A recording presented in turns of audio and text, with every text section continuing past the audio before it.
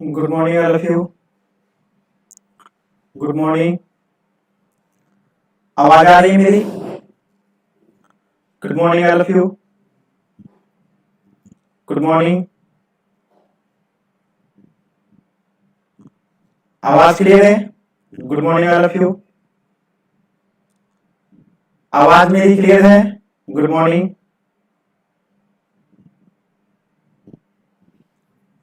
Good morning all of you. Good morning.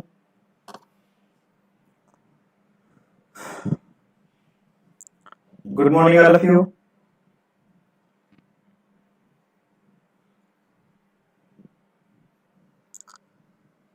Good morning.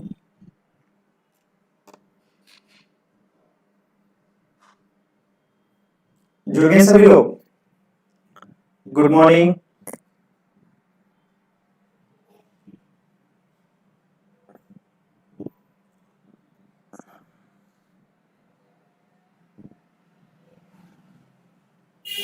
तो कल सभी लोग लड्डू खाए होंगे, बुनिया खाए होंगे, बहुत ज्यादा मिठाई खाए होंगे कल आप सभी लोग।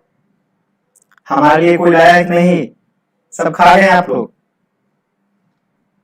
बचपन के वो दिन याद है आप लोगों को, जब हम लोग दोबारा लड्डू लेने के लिए, जलेबी लेने के लिए लाइन में लग जाते थे?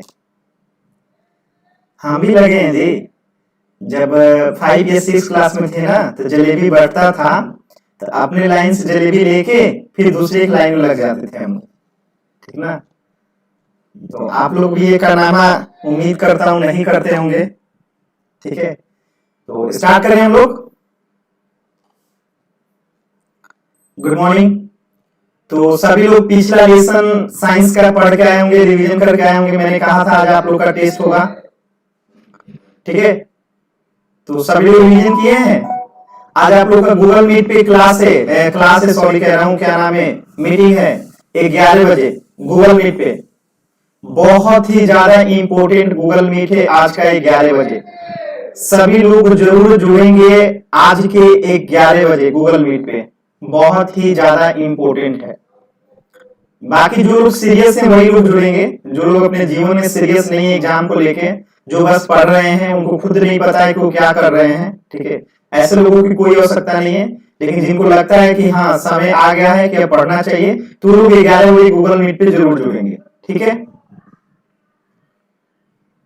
तो स्टार्ट करते हैं, ठीक है? चलिए देखिएगा, हम लोगों ने चैप्टर 1 को 50% पढ़ लिए हैं, ठीक है? और चैप्टर 2 को कंप्लीट कर लिए हैं। तो देखिए चैप्टर 1 जो है ना, इसमें आप लोग को एक टॉपिक है बॉटनी का, प्लांट किंगडम, और एक चैप्टर है जूलॉजी का, एनिमल किंगडम। तो ये दोनों का मिक्सअप है, जीव एवं उनका वर्गीकरण। तो इसमें हम लोग प्लांट किंगडम भी पढ़ेंगे और एनिमल किंगडम भी पढ़ेंगे। इसीलिए इसको 50% सिलेबस तो कवर है, 50% बाकी है। तो इसका टेस्ट में पहला चैप्टर का इसलिए नहीं करा रहा हूं कि सबसे लास्ट में आप लोग का यहाँ पे जो है ना, यहाँ पे बॉटनी पढ़ाऊंगा मैं, ठीक है? तो बॉटनी पढ़ाऊंगा तो ये चैप्टर आप लोग वहीं पे थोड़ा सा एनिमल किंगडम पढ़ा दूंगा, तो ये चीजें आप लोग को क्लियर हो जाएगा। तब इस पहले चैप्टर का टेस्ट होगा। मात्र 6 क्वेश्चन आया यहाँ से, ठीक है? लेकिन इंपॉर्टेंट है, इसको हम लोग करेंगे। दूसरा चैप्टर हम लोगों ने कंप्लीटली सेल और टिश्यू जो है पढ़ चुके हैं। तो चलिए इसका आज हम लोग टेस्ट कर लेते हैं। तो टेस्ट से पहले कुछ इंपॉर्टेंट बातें सुन लीजिएगा कि तीसरा चैप्टर जो सबसे इंपॉर्टेंट है, 70 क्वेश्चन आया है। उसके बाद कोई इंपॉर्टेंट है चैप्टर, तो वो है यहां से 50 क्वेश्चन आया है, ये मानव शरीर के तंत्र से। तो यहां से 50 क्वेश्चन अकेले मानव शरीर के तंत्र से नहीं आया है। एक्चुअली हम लोग अगला चैप्टर नंबर 4 पढ़ेंगे, 3 नहीं पढ़ेंगे। 3 पढ़ेंगे हम लोग सबसे लास्ट में। क्यों? क्योंकि ये सबसे सरल है। चैप्टर 3 जो है सबसे सरल है और सबसे ज्यादा इंपॉर्टेंट है। लेकिन चैप्टर 4 जो है, समझ लीजिए पूरा बायोलॉजी इसी में समाहित है। ये अकेले 7 चैप्टर के बराबर है। कितने चैप्टर के बराबर? अकेले 7 चैप्टर के बराबर है चैप्टर नंबर 4। तो हम लोग सबसे पहले यानी आज जो है शुरू करेंगे क्या, टेस्ट करने के बाद मानव शरीर के तंत्र। तो मानव शरीर के तंत्र में देखिए हम लोग क्या क्या पढ़ेंगे, थोड़ा सा इंट्रोडक्शन देख लीजिएगा। तो मानव शरीर के तंत्र में हम लोग पढ़ेंगे, मानव शरीर के तंत्र के अंतर्गत उन सभी अंगों का अध्ययन किया जाता है जिनके माध्यम से मानव शरीर का संपूर्ण जीवन चक्र जो है, यानी जन्म लेना और मरण को प्राप्त होना, यानी संपूर्ण जीवन चक्र क्या है कि एक बच्चे का जन्म कैसे होता है और वो कैसे मरता है, तो कैसे बड़ा होता है, सारे चक्र को। जैसे कंकाल तंत्र, तो बच्चा जन्म लेगा तो उसके अंदर हड्डी पाया जाता है, कंकाल तंत्र पढ़ेंगे। फिर मेस्कुलर, उसकी मांसपेशियां बढ़ती है, मेस्कुलर सिस्टम पढ़ेंगे। पाचन तंत्र, वो खाना खाता है तो कैसे पचता है। श्वसन तंत्र, वो सांस कैसे लेता है। परिसंचरण तंत्र, सर्कुलेटरी सिस्टम, हमारा जो हार्ट है उसमें ब्लड जो होता है कैसे पंप होता है। प्रजनन तंत्र, बच्चा जो मतलब कि रिप्रोडक्शन सिस्टम, बच्चे कैसे पैदा होते हैं। उत्सर्जन तंत्र, जो हमारा जो शरीर के अनवांटेड जो पदार्थ होते हैं, जो हम खाना खाते हैं और उसके इंपोर्टेंट चीजों को जब हम लोग चूस लेते हैं, बाकी के अनवांटेड चीजें जो बाहर निकलती हैं, उत्सर्जन तंत्र में पढ़ेंगे। उसी के साथ तंत्रिका तंत्र पढ़ेंगे, नर्वस सिस्टम, जो कि हमारी सबसे बड़ी क्या है, सेल है। ठीक है, तो ये सारे चैप्टर है, ये चैप्टर 1 है, ये चैप्टर 2 है, ये 3 है, ये 4 है, ये 5, ये 6, 7 और ये 8। तो ये मानव शरीर के तंत्र एक चैप्टर नहीं है, बल्कि 8 चैप्टर का अकेले ये सम्मिलित चैप्टर है। लेकिन क्वेश्चन यहां से आया कितना है, 40 से 50 क्वेश्चन आया है। यानी लगभग मान के चलते हैं कि प्रत्येक चैप्टर से 10-10 क्वेश्चन आया है, यानी इंपॉर्टेंट है। ठीक है, तो एक ये है जो इसको इस पूरे को, यानी इस 8 चैप्टर को पढ़ने में लगभग 20 से 25 दिन का समय लगेगा। इसको पढ़ डाले तो मतलब बायोलॉजी समाप्त। ठीक है, तो हम लोग इसे कल शुरू करेंगे, कंकाल तंत्र, स्केलेटल सिस्टम। स्केलेटल सिस्टम कल शुरू करेंगे, यहां से कंकाल तंत्र कल से पढ़ना शुरू करेंगे। आज नहीं, आज आप लोग का टेस्ट होगा। तो उम्मीद करता हूं कि आप लोगों को समझ में आ गया होगा कि हम लोग चौथा चैप्टर कल शुरू करेंगे, मानव शरीर के तंत्र, जिसमें हम लोग कल पढ़ेंगे पहला वाला कंकाल तंत्र। किसी को कुछ पूछना है तो पूछ लीजिए, बाकी अब आप लोगों का बायो का टेस्ट। देखिए यही हड्डियां वाला कल पढ़ेंगे, कंकाल तंत्र, पूरा डरिएगा मत कोई। ठीक है,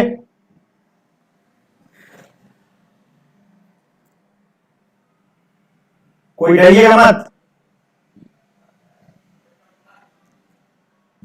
हड्डी देख के कोई डर नहीं रहा है भूत जैसा। कल पढ़ेंगे कंकाल तंत्र, 206 हड्डियों को पढ़ेंगे, पूरे तरीके से पढ़ेंगे। ठीक है, 206 हड्डियों को 206 तरीके से पढ़ेंगे।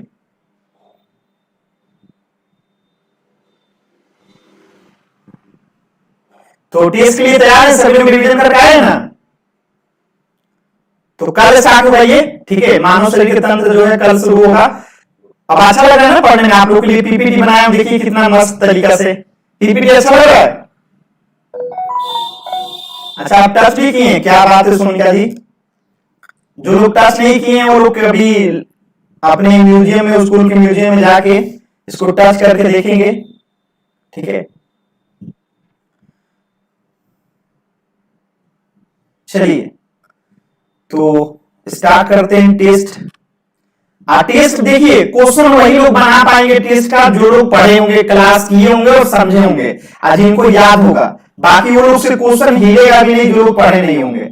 चलिए पहले प्रीवियस ईयर क्वेश्चन से शुरू करते हैं। तो पहला ही क्वेश्चन देख के आप लोगों को होश उड़ जाएगा कि आप लोगों को मैंने नहीं पढ़ाया है, तो इसको यहीं से सीख लीजिएगा। क्वेश्चन नंबर 1, निम्नलिखित में से किसकी कोशिका में कोई एंजाइम नहीं होता है। अब एंजाइम क्या होता है उसे हम लोग डाइजेस्टिव सिस्टम में पढ़ते हैं, इसलिए मैंने आप लोगों को नहीं पढ़ाया। लेकिन एक क्वेश्चन यहाँ पे आ गया है तो जान लीजिएगा, इसका राइट जवाब होगा विषाणु। जो वायरस होते हैं उनमें किसी भी प्रकार का एंजाइम नहीं पाया जाता है। तो एंजाइम क्या होता है, वायरस क्या होते हैं, डाइजेस्टिव सिस्टम क्या होते हैं, ये सारी चीजें हम लोग अगले चैप्टर में पढ़ेंगे। तो एक यहां से क्वेश्चन अभी बस इसे याद रखिएगा, निम्नलिखित में से किसकी कोशिका में कोई एंजाइम नहीं होता, तो विषाणु, वायरस। अब आगे के सारी चीजें आप लोग पढ़ेंगे। देखिए क्वेश्चन नंबर 2 क्या कहता है, कोशिका का शक्ति स्रोत क्या होता है। कोशिका का शक्ति स्रोत क्या होता है, पावर हाउस ऑफ सेल क्या होता था, माइटोकॉन्ड्रिया। डीएनए की खोज किसने की थी, डीएनए की खोज किसने की थी, क्वेश्चन नंबर 3 बताया था क्या होगा, जेम्स वाटसन एंड क्रिक ने। मॉडल उसने दिया था, पहली बार किसने देखा था, कार्लसबर्ग ने। ठीक है, क्वेश्चन नंबर 4, संवहनी वैस्कुलर पौधों में पानी ऊपर किससे जाता है। पानी ऊपर किससे जाता है, कल मैंने एक पौधा बताया था, जड़ बताया था, जड़ में बताया था कि पानी या खनिज लवण ऊपर किससे जाता है, बताया था, याद होगा। क्वेश्चन नंबर 4 क्या बताया था, जाइलम, याद आ रहा है, जाइलम टिश्यू, देखिए टिश्यू से वो क्वेश्चन आया ना, देखिए यहाँ पे टिश्यू को क्या लिखा है, ऊतक नहीं लिखा है, बल्कि क्या लिखा है, टिश्यू लिखा है। तो टिश्यू का मतलब यही ऊतक हुआ, ठीक है। तो जाइलम टिश्यू के द्वारा क्या होता है, पानी ऊपर जाता है। अब देखिए पुरुष जीन संगठन होता है, मैंने बताया था आप लोग को एक्स वाई और एक्स एक्स। तो एक्स एक्स जो होता है महिला में पाया जाता है और एक्स वाई जो होता है पुरुष में पाया जाता है, इसी से लिंग निर्धारित होता है। तो पुरुष में क्या हो जाएगा, पुरुष में एक्स वाई हो जाएगा। तो यहां पे क्या मानेंगे, एक्स वाई। क्लियर है। क्वेश्चन नंबर 6 देखिएगा, प्रयोगशाला में सर्वप्रथम डीएनए का संश्लेषण किसने किया था। तो देखिए इसके लिए इनको नोबेल पुरस्कार भी मिला था, वो भारतीय वैज्ञानिक थे, उनका नाम था, पूरा नाम क्या था, हरगोविंद खुराना। हरगोविंद खुराना भारतीय साइंटिस्ट थे, इनको नोबेल पुरस्कार इसी के लिए दिया गया था, ठीक है। तो प्रयोगशाला में सर्वप्रथम डीएनए का संश्लेषण किए थे कौन, हरगोविंद खुराना ने, भारतीय वैज्ञानिक थे, नोबेल पुरस्कार मिला था। क्वेश्चन नंबर 7 देखिएगा, तना काठ आमतौर पर, तना काठ आमतौर पे किसके प्रबंधन के लिए प्रयोग किया जाता है। देखिए ये चीजें भी आप लोगों को बोटनी में पढ़ना है, मैंने कहा था ना बोटनी के कुछ टॉपिक जो है सेल में आ गए हैं, ठीक है। तो ये भी पूरा बोटनी में पढ़ना है, तो हम लोग बोटनी में पढ़ेंगे तो ये क्लियर हो जाएगा। तो तना काठ आमतौर पे, यानी तना काठ नाम सुना है, तना, ठीक है। तना काठ आमतौर पे किसके प्रवर्धन के लिए प्रयोग किया जाता है। क्वेश्चन नंबर 7 बताइएगा क्या होगा जवाब, गना के लिए, ठीक है, गना के लिए। अब ये चीजें आप लोग बोटनी पढ़ेंगे तब समझ में आएगा, अभी बस ध्यान रखिएगा। क्वेश्चन नंबर 8 देखिएगा, 80% से अधिक सेल से पाए जाने वाला पदार्थ है। तो 80% से अधिक सेल से पाया जाने वाला पदार्थ है, यानी सबसे ज्यादा पदार्थ कौन सा पाया जाता है, 80% से सेल में पाए जाने वाला पदार्थ क्या है। तो सेल में सर्वाधिक मात्रा में क्या पाया जाता है, क्वेश्चन नंबर 8 यही पूछना चाहता है, और वो क्या होता है, 65% तक आप लोगों को मैंने बताया था क्या, जल। 65% तक क्या होता है, जल होता है। हमारी पूरी बॉडी में ही, पूरी बॉडी जो है सेल से बनी है, आप पूरी बॉडी में 65% क्या है, पानी है, और ये पानी कहां रहता है, वैक्यूल्स के रूप में, बताया था ना, तो जल होगा। क्वेश्चन नंबर 9 देखिएगा, मानव की पहचान को सुनिश्चित करने के लिए जैव प्रौद्योगिकी यानी बायोटेक्नोलॉजी, देखिए ये आपका पूरे मेंस का टॉपिक है। तो जैव प्रौद्योगिकी यानी बायोटेक्नोलॉजी आधारित अत्याधुनिक तकनीक को काम में लाया जाता है। कौन सी चीज को लाया जाता है काम में, तो मैंने थोड़ा सा आप लोगों को बताया था, जेनेटिक मॉडिफिकेशन, याद है आप लोगों को। तो मानव की पहचान को सुनिश्चित करने के लिए जैव प्रौद्योगिकी आधारित अत्याधुनिक तकनीक को काम में लाया जाता है। बायोमेट्रिक अन्वेषण, जीनोम अनुक्रम, गुणसूत्र प्ररूपण, डीएनए फिंगरप्रिंटिंग उपयुक्त में से कोई नहीं। क्वेश्चन नंबर 9 राइट जवाब दीजिएगा। तो ये आप लोगों को मैंने अभी नहीं पढ़ाया, लेकिन इतना तो बताया था, डीएनए बताया था ना, यही फिंगरप्रिंटिंग इसमें जोड़ दीजिएगा। तो ये आप लोगों का मेंस का टॉपिक है, पीटी का टॉपिक नहीं है। यहाँ पे आप लोगों को दे दिया हूं क्वेश्चन, लेकिन ये पूरी तरह से मेंस का टॉपिक है, ठीक है। तो बायोटेक्नोलॉजी आप लोगों को और ये डीएनए फिंगरप्रिंटिंग जो है पूरी तरीके से मेंस में पढ़ना है, ठीक है। फिर भी आप लोगों को बता दिया था मैं कि मानव की पहचान को सुनिश्चित करने के लिए क्या चाहिए, डीएनए, यहीं से फिंगरप्रिंटिंग क्या होता है बता दूंगा, ठीक। निम्नलिखित में से कौन जीवन की आधारभूत इकाई है। भाई इसे तो बना ही सकते हैं, पूरा सेल पढ़ लिए, कोशिका। जंतु एवं पादपों में, यानी इसे एनिमल कह सकते हैं, इसे प्लांट कह सकते हैं। तो एनिमल और प्लांट में नई कोशिका का निर्माण होता है। किससे होता है नई कोशिका का निर्माण, मैंने बताया था चाकू से अगर हाथ कट जाए तो किससे होता है, पुरानी कोशिकाओं के पूर्ण उत्पादन से, अजैविक पदार्थों से, जीवाणु के किण्वन से, पूर्व स्थित कोशिकाओं के विभाजन से, और उपयुक्त में से कोई नहीं। बताइए क्वेश्चन नंबर 11 क्या हो रहा था, जब सेल डिवीजन होता है सेंट्रोजोम के माध्यम से, तो उसी से तो सेल डिवीजन करके क्या होता है, नई कोशिकाओं का निर्माण होता है, सेल डिवीजन के माध्यम से ही। झिल्ली रहित अंग राइबोसोम मिलते हैं, बताइएगा राइबोसोम किसमें मिलते हैं, मैंने बताया था आप लोगों को 70S और 80S, 70S और 80S। 70S किसमें बताया था, प्रोकैरियोटिक में, जो कि छोटे छोटे बैक्टीरिया वायरस होते हैं, और 80S किसमें बताया था, यूकारियोटिक में, जिसमें एनिमल और हम जैसे लोग आते हैं। तो बताइएगा झिल्ली रहित अंग राइबोसोम जो है मिलते हैं, किसमें मिलते हैं, केवल प्रोकैरियोटिक में, यूकारियोटिक में, दोनों कोशिकाओं में, किसी में भी नहीं, उपयुक्त में से कोई नहीं। क्वेश्चन नंबर 12 राइट जवाब क्या होगा, दोनों कोशिका में, ठीक है। 70S prokaryotic, 80S eukaryotic. पौधों में प्रकाश संश्लेषण के लिए आवश्यक प्रकाश से ऊर्जा को किस लवक द्वारा संचित किया जाता है? भोजन किसके द्वारा बनाता है प्लांट? मैंने आप लोगों को बताया था, 3 ठो प्लासीड पढ़ाया था। बताइए क्वेश्चन नंबर 13 क्या हो रहा है जवाब? हरित लवक। याद है? क्लोरोप्लास्ट बताया था, क्लोरोप्लास्ट पहला वाला प्लासीड में, जिससे भोजन क्या होता है? निर्मित होता है, हरित लवक। रिवीजन किए होंगे तो बनेगा, नहीं किए होंगे नहीं बनेगा। मानव शरीर के किस कोशिकांग में प्रोटीन का संश्लेषण होता है? प्रोटीन का संश्लेषण कौन करता है? प्रोटीन का बताया था आप लोगों को, कौन करता है? राइबोसोम। याद आ रहा है? भूल गए होंगे तो कैसे याद आएगा? जैव कोशिका में निम्न में से अनुपस्थित होता है, यानी कि जैव कोशिका में निम्न में से अनुपस्थित होता है। क्या अनुपस्थित रहता है जी बताइएगा? यहाँ पे जंतु, इसको जंतु कोशिका भी लिख सकते हैं, ठीक है? जंतु कोशिका भी इसे लिख सकते हैं, यानी कि एक होता है प्लांट कोशिका, एक होता है एनिमल कोशिका। तो यहाँ पे पूछ रहा है कि एनिमल कोशिका में क्या अनुपस्थित रहता है, यानी एनिमल कोशिका में क्या पाया जाता है जो जंतु कोशिका में क्या बोलते हैं, प्लांट में पाया जाता होगा। तो आप लोगों को पता होगा सेलुलोज और कोशिका भित्ति जो किसमें पाया जाता है? प्लांट में ही केवल पाया जाता है, जो सेल वॉल होता है। तो इसका राइट जवाब क्या होगा? यही जवाब रहता है जो कि जंतु या जानवर में अनुपस्थित रहता है, सेलुलोज और कोशिका भित्ति। डीएनए की श्रृंखलाएं बंधी होती हैं, किससे बंधी होती है भाई? कार्बन बंध से, ऑक्सीजन बंध से, हाइड्रोजन बंध से, नाइट्रोजन बंध से। उपयुक्त में से कौन? क्वेश्चन नंबर 16 राइट जवाब होगा हाइड्रोजन बंध से। अब देखिए ये थोड़ा सा ज्यादा डिटेल हो गया, नीट वाले लोगों के लिए क्वेश्चन हो गया डिटेल, लेकिन आप लोगों को मैंने बताया था कि डीएनए में जो क्या होता है, न्यूक्लियोटाइड होता है, तो उसमें क्या बोलते हैं, एडेनिन, थाइमिन, ग्यूनिन और साइटोनिन जो बताया था उसमें, तो मैंने बताया था एटीजीसी, याद होगा आप लोगों को। तो इसमें बताया था आप लोगों को ट्रिपल बॉन्ड, एटी में डबल बॉन्ड और जीसी में ट्रिपल बॉन्ड। तो ये जो बॉन्ड बनता है वो हाइड्रोजन के बंध से ही बनता है। तो ये नीट में डायरेक्ट डिटेल में पढ़ना है, आप लोगों को बस याद रखना है कि डीएनए की श्रृंखलाएं में जो बंध होती है वो हाइड्रोजन बंध होती है, ठीक है? बाकी ये लोग इतना से भी पकड़ सकते हैं जो लोग थोड़ा सा भी बेसिक इनका क्लियर होगा। डीएनए बहुलक है, पॉलीमर है किसका? न्यूक्लियो, अभी बताया था, न्यूक्लियोटाइड्स का, न्यूक्लियोसाइड्स का। एक साइड्स होता है एमिनो अम्ल का, इनमें से कोई नहीं, उपयुक्त में से कोई नहीं। बताइएगा, डीएनए मैंने बताया था डिटेल में आप लोगों को, ठीक है? पॉलीमर, न्यूक्लियोटाइड्स याद होगा आप लोगों को। क्वेश्चन नंबर 17 राइट जवाब क्या होगा?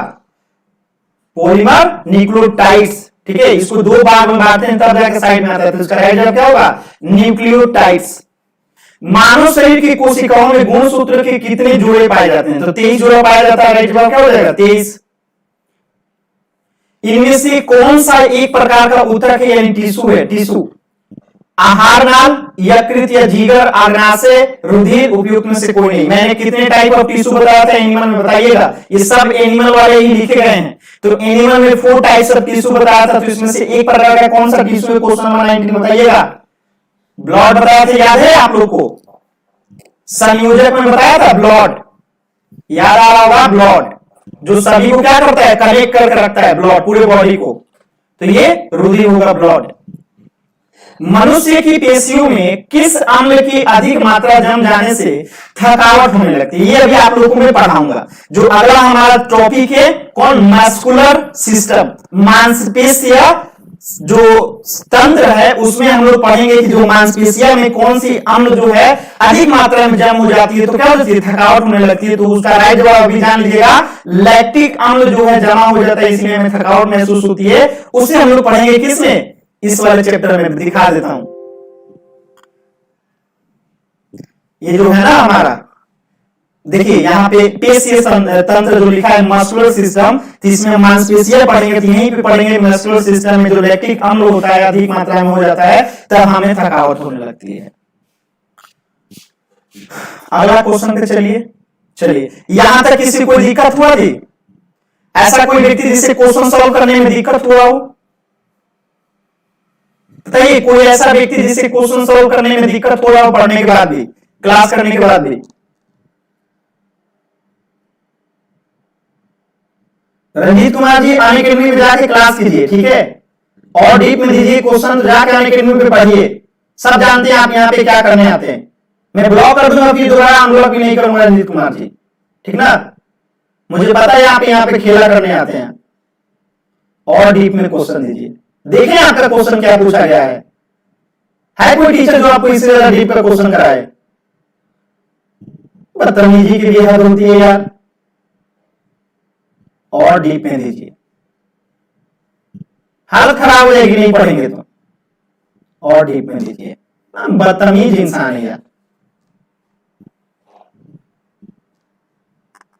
चलिए अगला क्वेश्चन देखिए, किसी कोशिका में मौजूद सबसे बड़ा कोशिकांग कौन सा होता है? देखिए ये एक कोशिका है और सेल मेम्ब्रेन के अंदर जो भी अंग होते हैं ना उसी को कोशिकांग कहते हैं।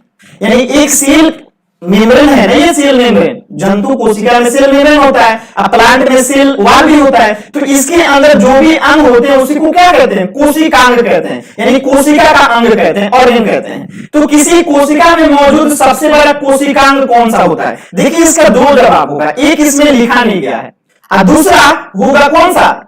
आपका नाभिक, जो कि न्यूक्लियस लिखना चाहिए इसको, ठीक है? तो यहां पे नाभिक लिखा है, न्यूक्लियस लिखना जाना चाहिए, केंद्रक, ठीक है ना? तो ये गलत लिखा है, यहाँ पे केंद्रक बना लीजिएगा। इसका एक और जवाब हो सकता है, जो लिक्विड भरा जाता है ना, तो वो लिक्विड भी इसका अंग ही माना जाता है। सबसे महत्वपूर्ण या सबसे बड़ा अंग जो है ये लिक्विड को ही माना जाता है, जिसे क्या कहते हैं? जीव द्रव्य। तो न्यूक्लियस का द्रव्य केंद्रक द्रव्य और ये सेल का द्रव्य कोशिका द्रव्य, दोनों मिलकर क्या बनाते हैं? जीव द्रव्य। तो ये इसका राइट जवाब होगा। लेकिन यहाँ पे ऑप्शन के हिसाब से चलेंगे तो नाभिक यहाँ पे केंद्रक रहना चाहिए और इसका राइट जवाब न्यूक्लियस हो जाता। तो आपको ऑप्शन देख लेना है, अगर यही क्वेश्चन है और ऑप्शन में क्या है? जीव द्रव्य रहे तो हम जीव द्रव्य को मारेंगे, जीव द्रव्य ना रहे तो हम लोग न्यूक्लियस को मारेंगे। बात समझ आया? निम्नलिखित में से किस कोशिकांग को कोशिका का प्रोटीन कारखाना कहते हैं? कहां कोशिका का प्रोटीन बनता है जी? बताइए। आप लोग क्वेश्चन नंबर 2 बताया था, कहां बनता है? राइबोसोम बनाता है। निम्नलिखित में से कौन सा कोशिकांग केवल पशु कोशिका में यानी एनिमल में पाया जाता है, यानी प्लांट में नहीं पाया जाता है? बताइए कौन सा प्लांट में नहीं पाया जाता है? बताया था सेल डिवीजन नहीं करता है, कौन सा भाई? लाइसोसोम।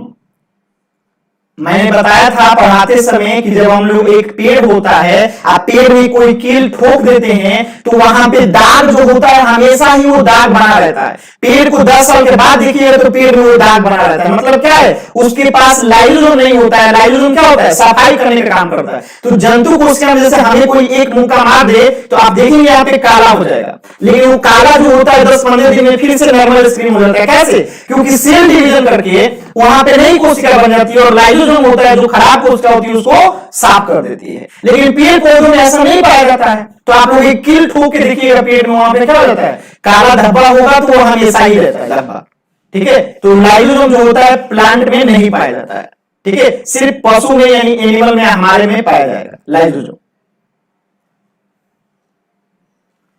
निम्नलिखित में से अर्धसूत्रण के लिए कौन सा कथन सत्य नहीं है? देखिए सत्य नहीं है पूछ रहा है, तो अर्धसूत्रण के लिए क्या बताया था जी? आप लोगों को याद है? जनन अंगों में जो क्या होता है? डिवीजन होता है, याद है आप लोगों को? जनन कोशिका 1%, ठीक है? तो अर्धसूत्रण 2 चरणों में होता है। अर्धसूत्रण के परिणामों स्वरूप परिणामी कोषों में गुणसूत्रों की संख्या दुगुनी हो जाती है। परिणामी कोषों में गुणसूत्रों की संख्या दुगुनी हो जाती है। अर्धसूत्रण के दौरान जनक कोषों के जीन परिणामी कोषों में मिश्रित हो जाते हैं। जनन ग्रंथि में अर्धसूत्रण युग्म के उत्पादन के लिए होता है। क्वेश्चन नंबर 4, अरे यही होगा भाई। अर्धसूत्रण के परिणामों स्वरूप परिणामी जो कोष होता है, यहां से आधा आता है, यहां से आधा आता है, तो इधर से 22 +1, इधर से 22 +1, तो यहां पे 46 होता है। तो यहां पे डबल नहीं हो गया? यहां पे डबल नहीं हो गया जी? तो यही कह रहा है अर्धसूत्रण के परिणाम स्वरूप, यानी यहां से आता आधा है, अब परिणामी कोषों में गुणसूत्रों की संख्या क्या हो जाती है? दुगुनी हो जाती है। तो यहाँ पे परिणामी जो रिजल्ट है आपका दुगुना हो गया, तो इसका राइट जवाब क्या होगा? अर्धसूत्रण के परिणामों स्वरूप जो होता है परिणामी कोषों में गुणसूत्रों की संख्या दुगुनी हो जाती है। ठीक, दिमाग थोड़ा सा भी घुमाना नहीं है। किस कोशिकांग को कोशिका का मास्टर कहा जाता है? ठीक है, क्वेश्चन नंबर 5, न्यूक्लियस। मास्टर का मतलब क्या है? जब सबको कंट्रोल करता है। इस क्लास को कौन कंट्रोल कर रहा है? मैं कंट्रोल कर रहा हूं। तो इसी तरह पूरी कोशिका का जो सेंटर में न्यूक्लियस रहता है उसी को कंट्रोलिंग पावर रहता है जी। तो ये नाभिक जो है इसे न्यूक्लियस कहते हैं, केंद्रक कहते हैं, ठीक है? जीवन की मूलभूत इकाई यूनिट क्या है? फिर से वही कोशिका, ठीक है, सेल। एक पशु के शरीर की सबसे बड़ी कोशिका बताया था, सबसे बड़ी कोशिका पूरी अगर पृथ्वी में पूछेगा सबसे बड़ी कोशिका तो क्या बताया था? ऑस्ट्रिच। क्या बताया था? ऑस्ट्रिच। लेकिन जब एक क्या बोलते हैं, एक पशु शरीर का पूछ रहे हैं यहाँ पे, पशु शरीर के भीतर सबसे बड़ी कोशिका इनमें से कौन सी होती है? तो मानव जो होता है वो पशु में ही आता है। तो उसका राइट जवाब क्या होगा? क्वेश्चन नंबर 7 का न्यूरॉन बताया था, ब्रेन की कोशिका जो होती है सबसे बड़ी होती है, याद होगा आप लोगों को। निम्नलिखित में से कौन सा एक कोशिका में अधिक मात्रा में पाया जाने वाला अणु है? अब देखिए ये चीजें आप लोगों को जो है नहीं जान पता होगा तो जान लीजिएगा। क्वेश्चन नंबर 8 का राइट जवाब होगा जल। क्या होगा? जल। सबसे ज्यादा जल पाया जाता है। कोशिका सिद्धांत निम्नलिखित में से किस पे लागू नहीं होता है? यानी जो आप लोगों को मैंने कोशिका सिद्धांत बताया था, ठीक है, कोशिका सिद्धांत सेल थ्योरी जो बताया था वो किस पे लागू नहीं होता है? Question number 9। तो किस पे लागू नहीं होता है? तो वो होता है विषाणु वायरस पे लागू नहीं होता है। ठीक है, कुछ चीजें यहां पे सीख लीजिएगा। निम्नलिखित में से कौन सा कथन सत्य है, सही? तो प्राय लघुतम स्वयंजीवी कोशिकाएं हैं। माइक्रोप्लाज्मा की कोशाभिति एमिनो शर्करा की बनी होती है। विषाणु सम एकल तंतु आरएनए अणु से बने होते हैं। यहाँ पे रिकेट्सिया में कोशिका भीति नहीं होती है। ठीक है, क्वेश्चन नंबर 10 देखिए, जो आप लोग पढ़े उसी को पकड़िए। तो आप लोग क्या पढ़े? जो वायरस होते हैं तो उसमें आरएनए अणु से बने होते हैं, ये आप लोग को पढ़े होंगे। आरएनए और विषाणु, वायरस जो होते हैं आरएनए होते हैं यानी सिंगल एक्सेस होते हैं, यही इसका राइट जवाब है। ठीक है, तो जो भी आलतू फालतू दिखे ना उसको समझ लीजिएगा कि होता ही नहीं, एग्जिस्ट ही नहीं करता।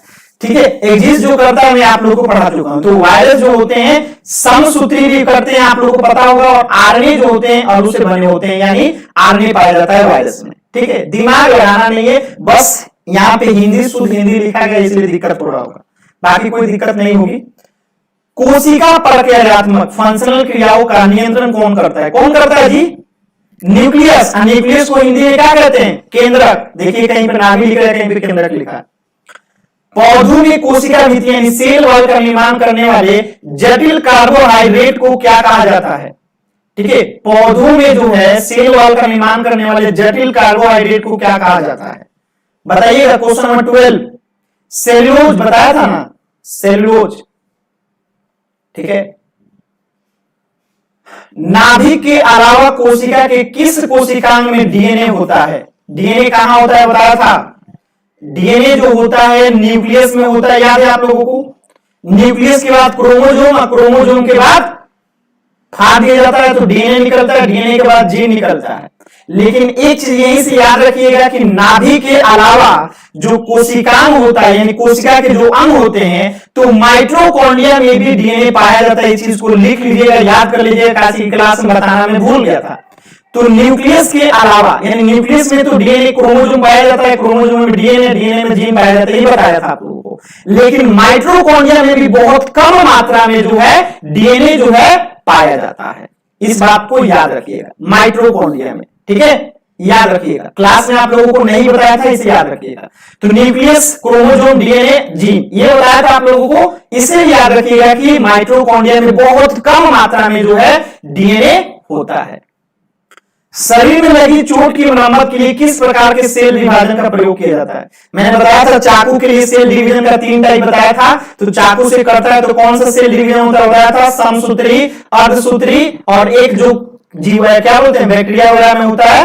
ठीक है, तो आप बताइए यहाँ पे कौन सा होता है जब चाकू से कोई हाथ काट दे, पैर काट दे, तो क्या कौन सा वहां पे होता है सूत्री? बताइएगा। क्वेश्चन नंबर 14 जो बॉडी में लिंक करता है समसूत्री। ठीक है, समसूत्री। बाकी अब जो सूत्री है वो किसमें होता है? प्रजनन अंग में, बाकी तो बैक्टीरिया वाला में ही होता है। ठीक है, तो कुछ इसमें है ही नहीं।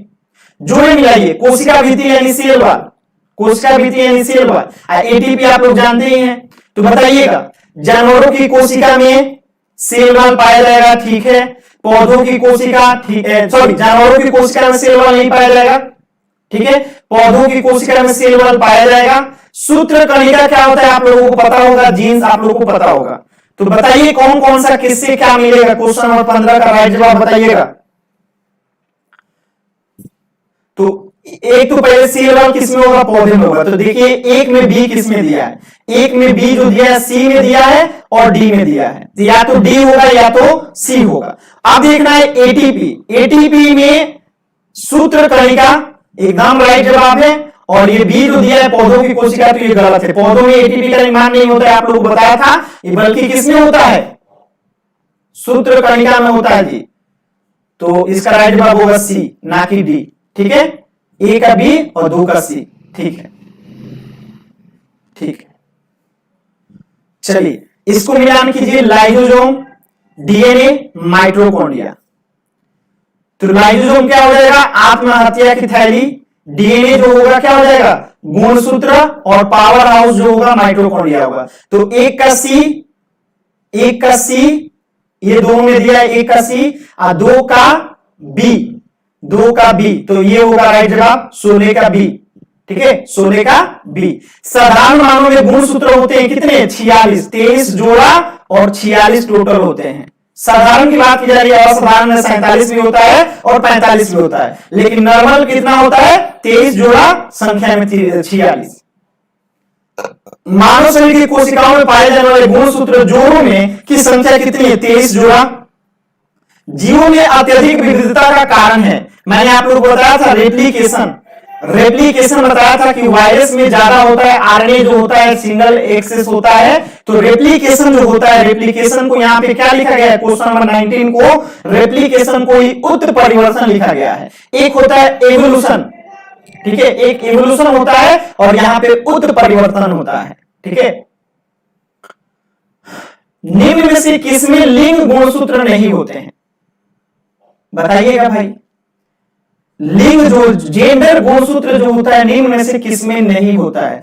क्वेश्चन नंबर 20 बहुत ही शानदार क्वेश्चन है। छिपकली जो होता है इनका टेम्परेचर के ऊपर डिपेंड करता है कि वो छिपकली जो होगी मादा होगी कि क्या होते हैं, स्त्री होगी, क्या बोलते हैं जिसको, एक और होता है। ठीक है, तो लिंग गुणसूत्र छिपकली में नहीं पाया जाता है। ठीक है, इनका जो लिंग होता है वो टेम्परेचर से डिसाइड होता है, तापमान से। ठीक है, छिपकली में। पादप कोशिका जंतु कोशिका में किस प्रकार भिन्न होती है, यानी प्लांट कोशिका जो है एनिमल कोशिका से किस प्रकार भिन्न होती है। भाई कोशिका भीति नहीं पाई जाती है, सेल वाल के तरीके से, खास ये तीनों तो इसमें पाया जाएगा, माइटोकॉन्ड्रिया दोनों में पाया जाएगा, जीव द्रव्य जो होता है दोनों में पाया जाता है, कोशिका दोनों में, केंद्रक न्यूक्लियस दोनों में पाया जाएगा। कोशिका भीति ऐसा है जो कि सेल प्लांट में पाया जाता है, एनिमल में नहीं पाया जाता है। जंतु कोशिका में निम्न में से क्या अनुपस्थित होता है, यानी एनिमल में जो नहीं पाया जाता है, जंतु कोशिका में अनुपस्थित, यानी कि प्लांट कोशिका में केवल पाया जाएगा कौन सा, सेलुलोज की कोशिका में सेल वाल।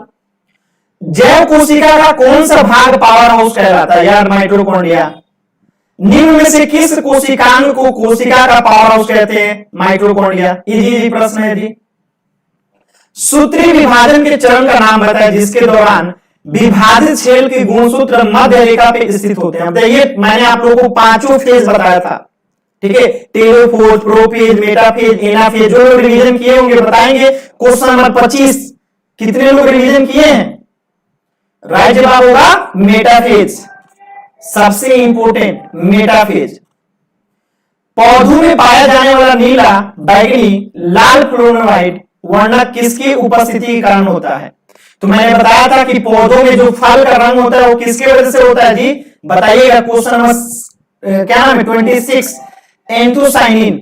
ठीक है, तो नीला, बैगनी, लाल जो होता है पौधों में पाया जाने वाला ये जो कलर है किसकी वजह से, एंथोसाइनिन की वजह से। तो ये नाम याद रखिएगा, ये फैक्ट है, अलग अलग होता है। गाजर में जो होता है कैरोटीन की वजह से होता है।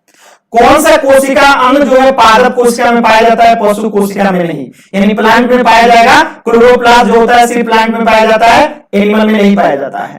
निम्नलिखित में से कौन सा घटक पत्तियों को हरा रंग प्रदान करता है, तो पत्तियों को हरा रंग कौन प्रदान करता है जी, क्लोरोफिल। याद होगा आप लोगों को। कोशिका शब्द का प्रयोग सर्वप्रथम किसने किया था, कोशिका शब्द का प्रयोग सर्वप्रथम रॉबर्ट हुक। और जीवित कोशिका का पूछेगा तो क्या कहेंगे,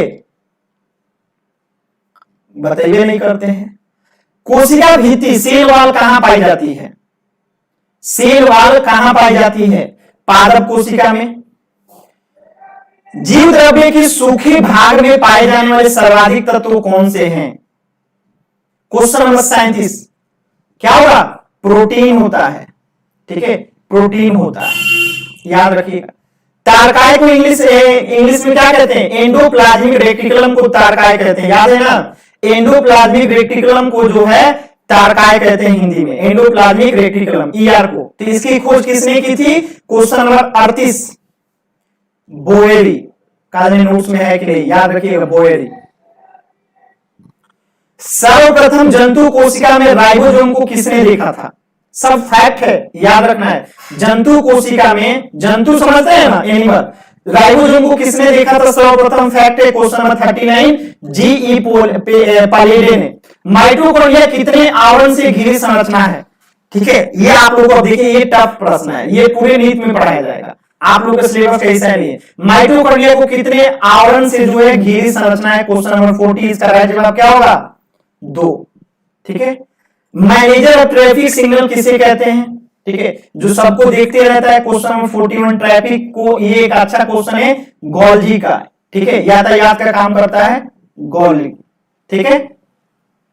ये क्या है? एंडोप्लाज्मिक रेटिकुलम को हिंदी में कहते हैं अंतःपरद्रवी जलिका, एंडोप्लाज्मिक रेटिकुलम है। इसकी खोज किसने की थी?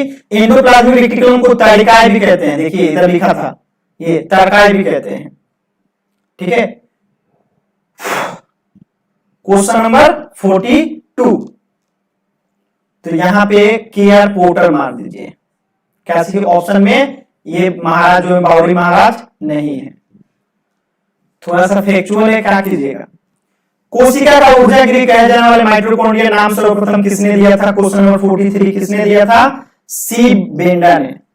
समसूत्री विभाजन किसमें होता है? ईस्ट में, प्रोटोजोआ में, कायिक कोशिका में। तो कायिक कोशिका बताया था आप लोगों को, जिससे हमारी बॉडी जो है सोमेटिक सेल, कायिक कोशिका, याद होगा। गुणसूत्र में पाए जाने वाले आनुवंशिक पदार्थ को क्या कहते हैं? गुणसूत्र में पाए जाने वाले आनुवंशिकी पदार्थ को क्या कहते हैं? Gene, DNA, genome, RNA. Question number 45 genome, इसी को जीन कहते हैं, जीनोम, ठीक है। तो इसका साइंटिफिक नेम जो यूज करते हैं जीनोम यूज करते हैं, आम बोलचाल की भाषा में जीन कहते हैं, तो इसे जीनोम कहा जाता है, ठीक है। उस पदार्थ को क्या कहा जाता है? जीनोम। कोशिका का रसोई घर किसे कहा जाता है? कोशिका का रसोई घर बताइए, क्वेश्चन नंबर 43, जहां पे खाना बनता है जी, क्लोरोप्लास्ट। यहाँ पे रसोई घर जब यहाँ पे प्लांट का ही दिया गया तो क्या कहेंगे? क्लोरोप्लास्ट, यहीं पे खाना बनता है, याद है आप लोगों को, प्लांट के केस में पूछा ये, ठीक है, ये प्लांट के केस में पूछा गया। देखिए सब यहाँ पे प्लांट का ही नाम लिखा गया। अगर यहीं पे माइटोकॉन्ड्रिया दे देता तो क्या करते हैं? उसको भी मार सकते थे हम लोग, पावर हाउस कहा जाता है, ठीक है। लेकिन यहाँ पे जब सब प्लांट के केस में पूछ रहा है तो क्लोरोप्लास्ट होगा, भोजन का संग्रहण वही होता है। इलेक्ट्रॉन सूक्ष्मदर्शी की खोज किसने की थी? देखिए ये पूरी तरीके से फैक्ट है, पढ़ना नहीं है, बस फिर भी आप लोगों के क्वेश्चन में आए तो याद रखिएगा, नॉल रस्का ने। निम्नलिखित में से सबसे छोटी कोशिका, मैंने आप लोग को बताया था, सबसे छोटी कोशिका माइकोप्लाज्मा, और सबसे बड़ी कोशिका ऑस्ट्रिच के एग का जो सेल होता है। यदि माइटोकॉन्ड्रिया काम करना बंद कर दे तो कोशिका में कौन सा कार्य नहीं होगा? माइटोकॉन्ड्रिया काम करना बंद कर दे, भोजन का ऑक्सीकरण, भोजन का अवशोषण, भोजन का पाचन, भोजन का अवकरण। माइटोकॉन्ड्रिया करता क्या है? क्वेश्चन नंबर 49, इसी से राइट जवाब दीजिएगा, क्या? भोजन का ऑक्सीकरण, जो O2 लेता है वही तो नहीं होगा। फूलों और बीजों को विभिन्न प्रकार के आकर्षक रंग प्रदान करता है, कौन सा? मैंने बताया था, फूलों और बीजों को विभिन्न आकार, कौन प्लस फलों को कौन प्रदान करता है? तो फूल जो होते हैं क्या होते हैं? उसके फल का काम करेगा, तो क्या करेंगे? क्वेश्चन नंबर 50 का राइट जवाब क्रोमोप्लास्ट, बताया था ना, फल को ये एक रंग प्रदान करता है, ठीक है। क्लोरोप्लास्ट जो होता है क्या करता है? पेड़ को रंग प्रदान करता है, टहनियों को, पत्तों को, और ये क्रोमोप्लास्ट जो है फल को। तो यहाँ पे ये फल के रूप में है, इसलिए क्रोमोप्लास्ट, तो इसका राइट जवाब होगा क्रोमोप्लास्ट, ये नहीं। पत्तियों का हरा रंग क्या होगा? क्लोरोप्लास्ट, ठीक है, क्लोरोप्लास्ट। कौन सा कोशिका अंगक मुख्य रूप से पाचक एंजाइमों के संग्रहकार की तरह कार्य करती है? देखिए आप लोगों को ये भी नहीं पढ़ना है, फिर भी आप लोग बना सकते हैं कि पाचक एंजाइमों की, यानी जो उसको क्या बोलते हैं, माने डाइजेस्ट कर जाता है।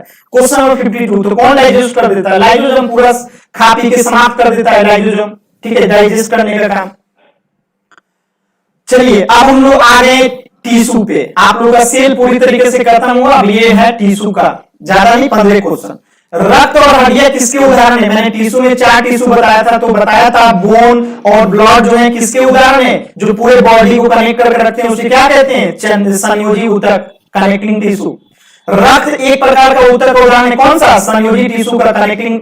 दोनों क्वेश्चन एक ही है। मुंह की परत से बनी होती है, मुंह की परत में मैंने बताया था क्या? एपिथेलियम, एपिथिकल, याद है? तो मुंह की परत में कौन सा पाया जाता है? यहां पे देखिए कितना खतरनाक क्वेश्चन पूछ दिया है, ठीक है? समय एपिथेलियम लिखा है, ठीक है? उपकला होता है, इसका हिंदी शब्द क्या होता है? उपकला होता है। तो देखिए ये फैक्ट है, याद रखिएगा।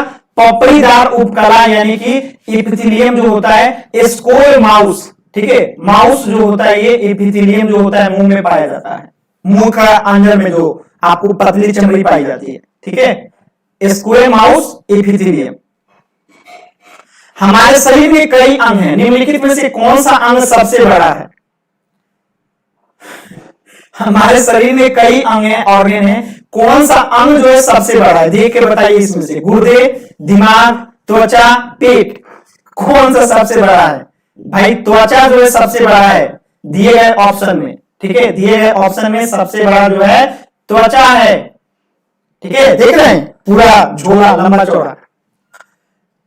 त्वचा के नीचे आंतरिक अंगों के बीच जो ऊतक होता है वो बनता है, किसका बनता है? तंत्रिका, वसा, एपिथेलियम, मांसल। बहुत ही शानदार क्वेश्चन है, लेकिन आप लोगों को टिश्यू डिटेल में पढ़ना नहीं था। वो होता है फैट। आपकी ये चमड़े के नीचे जो सबसे जस्ट नीचे एपिथिकल के नीचे जो होता है वो फैट्स होता है, वसा होता है, ठीक है? हमारे शरीर की हड्डियों में कौन सा ऊतक पाए जाते हैं? तो बताया था आप लोगों को, देखिए इसमें से बताइए। क्वेश्चन नंबर 6, क्वेश्चन नंबर 6, संयोजी कनेक्टिंग टिश्यू। हड्डियों में कनेक्टिंग टिश्यू पूरे बॉडी को क्या किया रहता है? कनेक्ट किया रहता है। ऊतक क्या होता है? टिश्यू क्या होता है? डेफिनेशन क्वेश्चन नंबर 7, टिश्यू क्या होता है? वे कोशिकाएं जो मूल रूप से दिखने में और कार्य करने में समान होती है, ठीक है? निम्न में से कौन सा एक पशु ऊतक नहीं है, टिश्यू नहीं है, ठीक है? पशु यानी जानवरों का टिश्यू नहीं है, प्लांट का टिश्यू है। तो ड्रीम ऊतक मैंने आप लोगों को हिंदी में बताया था, ये क्या है? एक प्लांट टिश्यू है, ना कि एनिमल टिश्यू नहीं है, ये प्लांट टिश्यू पादपों में पाया जाता है। बाकी ये सब जो है क्या है? बात समझ में आया? ये प्लांट है, ठीक है? प्लांट टिश्यू है। बाकी सब ये तीनों जो है क्या है? एनिमल टिश्यू है। तो कह रहे हैं एनिमल टिश्यू कौन है? तो ड्रीम ऊतक जो है प्लांट टिश्यू है। ऊतक में मैट्रिक्स होते हैं और कोशिकाएं मैट्रिक्स में सन्निहित होती है, किससे? संयोजी पेशी तंत्रिका उपकला। बताया था मैट्रिक्स, क्वेश्चन नंबर 10 लिखा भी था, संयोजी कनेक्टिंग टिश्यू में। एक तरल संयोजी ऊतक है, कौन सा? रक्त, ब्लड जो है तरल अवस्था में होता है, तो तरल कनेक्टिंग टिश्यू पूछ रहा है। तरल संयोजी ऊतक रक्त होता है, ठीक है? अगर हड्डी, यहाँ पे हड्डी क्यों नहीं होगा? हड्डी या बोन क्यों नहीं होगा? क्योंकि वो तरल पूछ रहा है, तो तरल में क्या होगा? वही होगा, ब्लड। निम्नलिखित में से संयोजी ऊतक नहीं है, यानी कनेक्टिंग टिश्यू नहीं है। तो रक्त तो है, हड्डी भी है। आप बताइए उपास्थि और तंत्रिका कोशिका में कौन सा संयोजी ऊतक नहीं है, कनेक्टिंग टिश्यू नहीं है? तो वो है तंत्रिका कोशिका। यानी हमारी ब्रेन जो है उसकी जो कोशिका सिर्फ ब्रेन तक ही है, ठीक है? बाकी ये जो उपास्थि इसके लिम्फ कहते हैं। तो लिम्फ, रक्त और अस्थि ये पूरे बॉडी में से जुड़ा होता है, लेकिन तंत्रिका कोशिका सिर्फ ब्रेन में ही पाई जाती है, ठीक है? मनुष्यों में एक संयोजी ऊतक यानी कनेक्टिंग टिश्यू के उदाहरण को पहचाने। हड्डी, क्लियर है? हड्डी, क्योंकि मांसपेशियां अलग अलग प्रकार की पाई जाती हैं, कोशिका अलग अलग होती है, रेशे भी अलग अलग होती हैं, लेकिन हड्डी जो होती है क्या होती है? एक कनेक्टिंग टिश्यू है, बताया था। निम्नलिखित में से कौन सा एक संयोजी ऊतक है? हड्डी, ठीक है? क्वेश्चन नंबर लास्ट, स्क्वैमस एपिथेलियस ऊतक फेफड़ों के अलवेली और जानवरों के अन्य हिस्सों में पाया जाता है, जहां संकुचन और विश्राम होता है। ये आप लोगों को नहीं पढ़ना है, अस्थायी होता है ये, ठीक है? परमानेंट नहीं होता है, ठीक है? तो ये था आप लोगों का पूरा क्वेश्चन। देखिए रिवीजन कर लेंगे तो सारे क्वेश्चन बनेंगे, रिवीजन नहीं करेंगे हिंदी इंग्लिश में कंफ्यूजन हो जाएगा, ठीक है? तो रिवीजन करके दोबारा अटेम्प्ट कीजिएगा, क्वेश्चन सब बन जाएगा। रिवीजन नहीं करेंगे एक भी नहीं बनेगा। तो अब आप लोग बताइए क्लास में पढ़ने से कितने क्वेश्चन सॉल्व हो पा रहे हैं, कितने नहीं हो पा रहे हैं? आज इनको लग रहा है ना कि इजी इजी क्वेश्चन है, तो एक ही बात कहूंगा बाबू, जिनको इजी लग रहा है वो अपना जाके किसी मेंटल हॉस्पिटल में इलाज कराएं। जो आईआईटी लोग के जो नीट की तैयारी करते हैं ना, उसके भी क्वेश्चंस है इसमें। कितने लोगों को कितना क्वेश्चन नहीं समझ में आया बताइए? लगभग कितने क्वेश्चंस हैं? अगर देखा जाए तो 15 क्वेश्चन इधर था, 50 क्वेश्चन उधर था, तो 65 हो गया, 20 क्वेश्चन उधर था, यानी 65 20 85 क्वेश्चन। 85 क्वेश्चन में कितने क्वेश्चन ऐसे थे जो कि आप लोग के एकदम दिमाग के ऊपर से जा रहा था?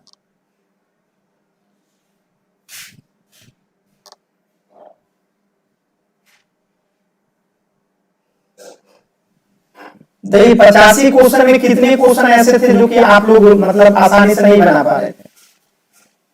हो रहा है ना? देखिए शक्तिमान जी क्या है ना, मैं अकेले ही क्वेश्चन सेट करता हूं, आप लोगों को पढ़ाने के लिए पीपीटी बनाता हूं और भी बहुत सारा काम करता हूं, ठीक है?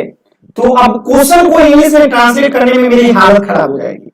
तो पढ़ा दे रहे इंग्लिश हिंदी में दोनों ठीक है, लेकिन आप लोग अगर समझदार विद्यार्थी होंगे, मेहनती विद्यार्थी होंगे, तो क्या करेंगे? जिसका हिंदी इंग्लिश में दिक्कत हो रहा है गूगल कर लीजिएगा, आपको मिल जाएगा।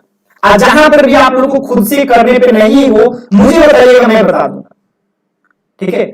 तो 10 क्वेश्चन तो आप लोग को पॉलिटी पढ़ा देता हूं पूरा चैप्टर, तो 10 क्वेश्चन आप लोग से गलत हो जाता है। ये तो साइंस ही है। इसमें तो मैंने खुद बताया कि 2-4 क्वेश्चन तो आप लोग को अगले चैप्टर में पढ़ना है।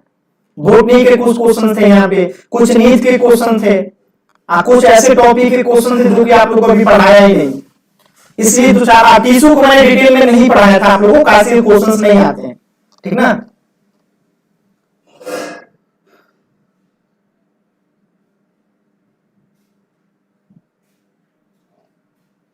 प्रिया भाई जी, अभी इसका पीडीएफ आप लोगों को ग्रुप में नहीं मिलेगा, इसलिए नहीं मिलेगा, अभी बता दूंगा, रट के बैठ जाइएगा। अभी आप लोग क्लास को रिवीजन कीजिए, नोट्स को रिवीजन कीजिए।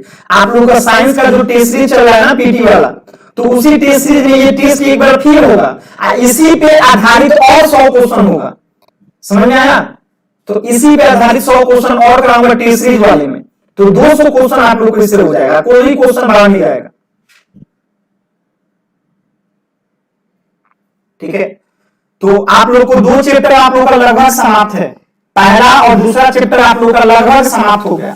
अब आप लोग को तीसरा चैप्टर नियंत्रण मुझे शुरू करना था, लेकिन ये मोस्ट इंपोर्टेंट है, ठीक है? अब बहुत ही इजी है, तो इसे अभी मैं इसलिए स्टार्ट नहीं कर रहा हूं क्योंकि ये इजी है, आसानी से कर लेंगे। लेकिन ये चौथा चैप्टर को अगर हम लोगों ने समाप्त कर लिया ना 20 दिन में, तो बहुत बड़ी जिम्मेदारी बायोलॉजी का समाप्त हो जाएगा। क्योंकि देखिए एक चैप्टर 2 3 4 5 6 7 8 चैप्टर है, तो मानव शरीर के तंत्र जो ये चौथा चैप्टर है हमारा, इसके अंतर्गत हमें इतने सिस्टम पढ़ने हैं, जिसमें पहला हम लोग कंकाल तंत्र स्केलेटल सिस्टम जो है कल पढ़ेंगे। देखिए तो क्या होता है कंकाल तंत्र, थोड़ा सा देख लीजिए। वैसा तंत्र जो किसी भी जीव को निश्चित आधार एवं आकार प्रदान करता है, उसी कंकाल तंत्र कहा जाता है, ये स्केलेटल सिस्टम कहा जाता है। तो कंकाल के द्वारा शरीर के ढांचे का निर्माण होता है, यानी हमारा एक शेप है बॉडी का, वो किसके वजह से? हड्डी की वजह से। आप इमेजिन कीजिए कि अगर हमारे शरीर में हड्डी ना होता तो कैसे हम लोग ऐसे गुब्बारे जैसा ऐसे हो जाते हैं, ऐसे हो जाते हैं, माने ऐसे बिना किसी से, जैसे अमीबा है, ठीक है, बिना किसी शेप को, तो हड्डी की वजह से यह शेप है, तो उसी कंकाल तंत्र कहा जाता है।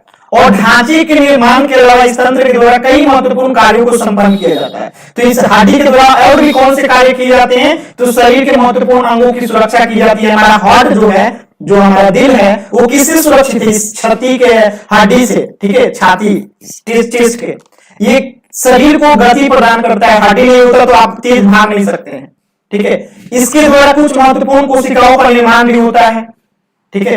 ये कुछ पदार्थों के लिए जमा होने वाले अंग के रूप में कार्य करता है। तो बहुत सारी चीजें डिटेल में पढ़ेंगे हम लोग नेक्स्ट क्लास में। ये आप लोग का इंट्रोडक्शन हो गया, ठीक है, बाकी हम लोग डिटेल में पढ़ेंगे नेक्स्ट क्लास में। तो कल हम लोग शुरू करेंगे इसको, ठीक है, मानव शरीर के तंत्र में कंकाल तंत्र कल शुरू करेंगे। ये थोड़ा सा फोटो देख लीजिएगा, और जिनको हिंदी इंग्लिश की दिक्कत है इसका ट्रांसलेट करके लेकर आइएगा गूगल से। तो कल पढ़ेंगे हम लोग अगला चैप्टर। इस चैप्टर में देखिए एक भी क्लास मिस करेंगे आप लोग, तो देखिए सारा चैप्टर आपस में लिंक है। ये चैप्टर इससे लिंक मिलेगा, ये इससे और ये इससे, इसीलिए इस हिसाब से मैंने सेट किया है, सब एक दूसरे से रिलेट करेंगे, ठीक है। अब देखिए पहले हमारी पहले मुझे तो लगता था ये कहां गया, ये शुरू करना चाहिए था। प्रजनन तंत्र, रिप्रोडक्शन सिस्टम, बच्चा पैदा हो जाता, उसके बाद उसके अंदर हड्डी आ जाता, फिर मांस आ जाता, फिर खाना पचाता, फिर सांस लेता, फिर वो बाहर करता और उसके बाद दिमाग लगाता। देखते हैं, लेकिन कल कंकाल तंत्र ही पढ़ेंगे, ठीक है।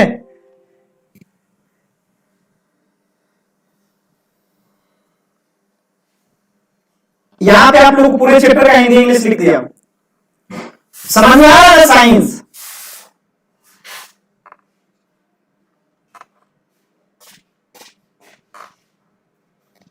आप लोगों को पता है रात को 1 या 2 बजे आधा घंटा सोया था मैं, अचानक से लाइट कटा, ठीक है। मैं मतलब 1 बजे सोने गया, 1:30 बजे लाइट कटा, मैं 1:30 बजे जगा।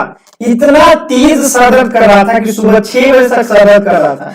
सुबह जाके 6 बजे नहाए वाए, तब जाके सर दर्द कम हो तो आप लोग का चाय पी के क्लास ले रहे हैं, ठीक है।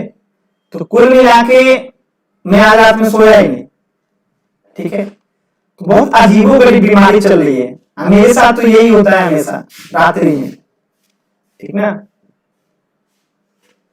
ये सब पढ़ने में बहुत मजा आएगा, ठीक है। ये मजा आएगा, आप लोगों को 206 प्रकार के हड्डियों को पढ़ाऊंगा इसमें, कंकाल तंत्र में। फिर से पेशी तंत्र आप लोगों को तो पढ़ा ही दिया हूं, थोड़ा सा यहाँ डिटेल में पढ़ा दूंगा। आज डाइजेस्टिव सिस्टम में बहुत सारा अतरी पतरी सब पढ़ेंगे हम लोग। श्वसन तंत्र, श्वसन तंत्र, मजा आएगा, ठीक है। तो चलिए अगला क्लास आप लोगों का 9:30 बजे है, 40 मिनट बाद मिलते हैं। कल साइंस शुरू करेंगे अगला चैप्टर, ठीक है। अरे ठीक है जी, कभी कभी पता नहीं दवा खाया थे आराम ही नहीं हो रही, एकदम लगा जैसे सर फट जाएगा, ठीक है। मैंने एकदम बेचैन हो गए थे रात भर। लाइट आ गया था, आधे घंटे बाद ही लाइट आ गया था, मैंने 10 मिनट में लाइट आ गया था, लेकिन सर दर्द नहीं ठीक हुआ। अभी सुबह जाके 6 बजे ठीक हुआ, पता नहीं कौन सा सर दर्द था। चलिए फिर मिलते हैं अगले क्लास में। धन्यवाद आप सभी का।